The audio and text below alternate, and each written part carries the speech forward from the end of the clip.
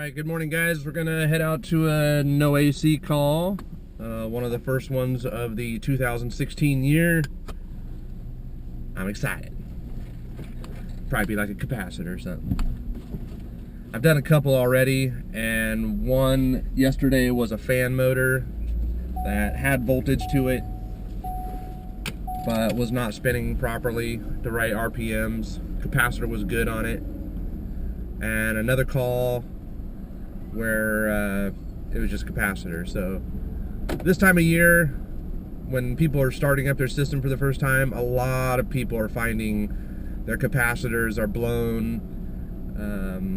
Maybe they went the latter part of the summer last year with no AC, and all they had to do was just change one, dual run capacitor. So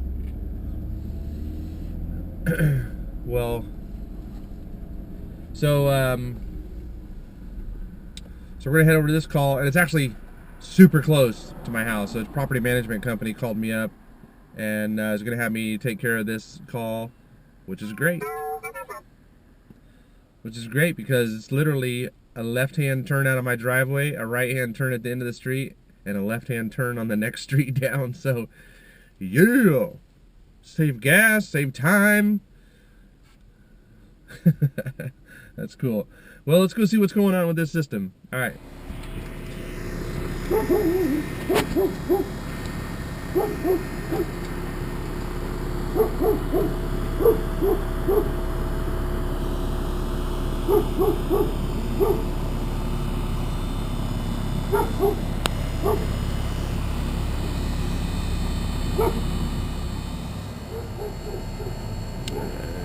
So I come out here and I see the coils are peed on from the dog of the past.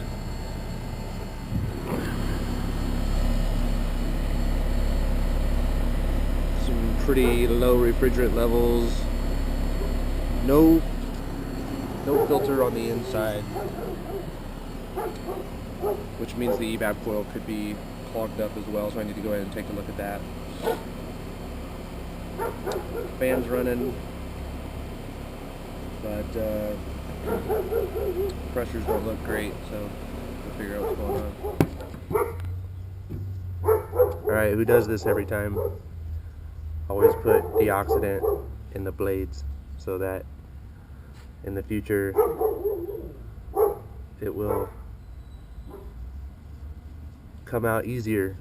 So I always put deox in the blades, pull it in and out, makes it a lot easier to pull it out later next time I come out.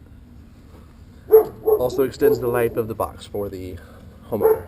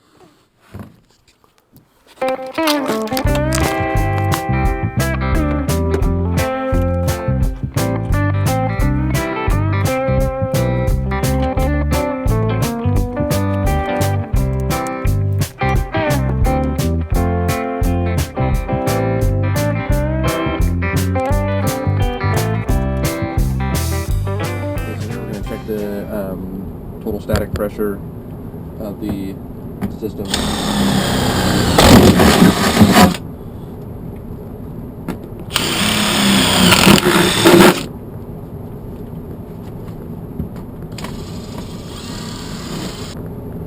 What I'm trying to find out when I do this is there enough airflow to the system? Is there enough airflow coming out of the system, out of the furnace? And then there's a coil here. I'd like to know what the pressures are before the coil and after the coil to see if there's any pressure loss, airflow loss through the coil. If there's a significant amount, like more than 0.2, 0.3, then I'm gonna open up the coil and look and see if it's actually restricted or not. But by taking a total external pressure check, static pressure check, I don't have to open it up. I can see it with the numbers. So you want to take your total static, total external pressures in the AC mode, in the air conditioning mode, when this fan is on the highest speed as well. Okay, I went down after pulling the filter out of the blower assembly and checking static pressure, which according to the math, it looked good. I went downstairs, turned the AC system on, still have very little cooling effect, only 3 degrees cooling effect. So came upstairs and visually checked the coil with my camera, and it's clean. So now I'm thinking along the lines of refrigerant. So we've got some things to tell the property management. We got the low blower capacitor, and I'm gonna go check and make sure all the registers are open around the house. We'll probably go from refrigerant from there, but with that condenser coil in the shape that it's in, there's probably a small leak in it. So I'm gonna go stick my sniffer on it and see if I can find anything on that condenser coil as far as leaking. So, all right.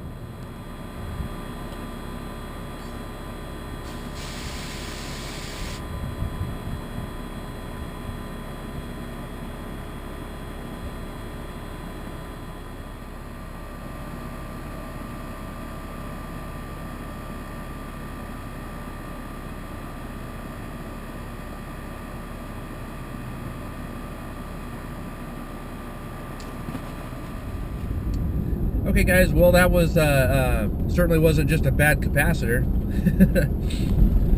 I jinxed myself, didn't I? Just going to the call being all cocky like, oh, it's gonna be a capacitor. I ended up having to do all kinds of crazy stuff, figure out, you know, I went into the call and they didn't even have an air filter. So I was like, oh, how long you guys been going without an air filter? And they're like, oh, I didn't even know there was an air filter not there. And I'm like, all right, well. And I got them the size of their new filter. They went out and got one, came back, put it in. I put it in for them. So you saw, I did the static pressure. I wanted to make sure that coil was clean, and eventually I had to go ahead and get break out the camera and actually visibly take a look at it.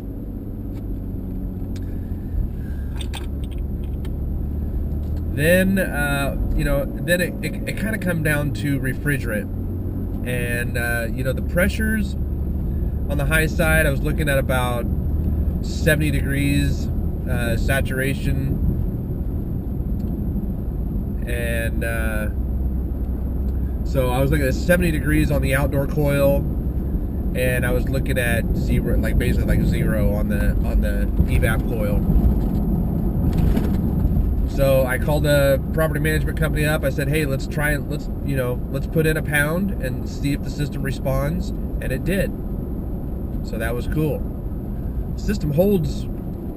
It's consistently factory charged at 3 pounds 14 ounces of R22. We ended up putting in 2.8, and I did end up getting an actual 20-degree temp split. I wasn't sure if we were going to get that temp split because of the condenser coils being in the shape that they were. I wonder if that contributed to my high side pressures being a little bit higher than normal because the coils were missing so many of the fins, because a previous tenant's dog had peed on it so many times that it had lost about probably 30% of its coil capacity. So I let the property management company know.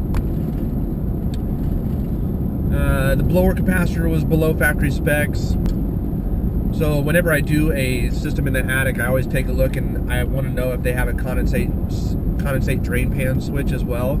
So anytime I'm up there, just to cover my butt and my company, we want to always recommend a condensate safety switch for the drain pan up in the attic. So I left a recommendation for that. Property management company wanted to know what would be the estimate for changing out the condenser coil since the coil lost so much capacity. And I did come up with a quote for them on changing out just the condenser coils, and they wanted a quote on a new system. And we'll see what they want to do. I have a strong feeling that they are going to end up leaking refrigerant in the future if they haven't already been losing refrigerant in the past. So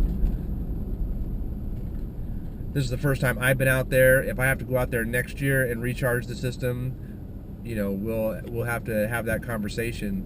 But so that's where we're at with that. We got them up and running, and they'll be cooling for the summer. I don't know for how long, because I do believe there's a leak in that system, and we may be doing something major repair before they know it. But, so okay, well, that was that for that call, and I appreciate you guys hanging around and watching the video. I always appreciate you guys watching that. I love doing the videos. I like collecting the subscribers. I appreciate you guys subscribing to my videos and watching them. And it excites me that so many people want to pay attention to the work that we're doing here at Fox Family Heating and Air. So I really appreciate it. You guys stay safe out there, and we'll see you on the next video.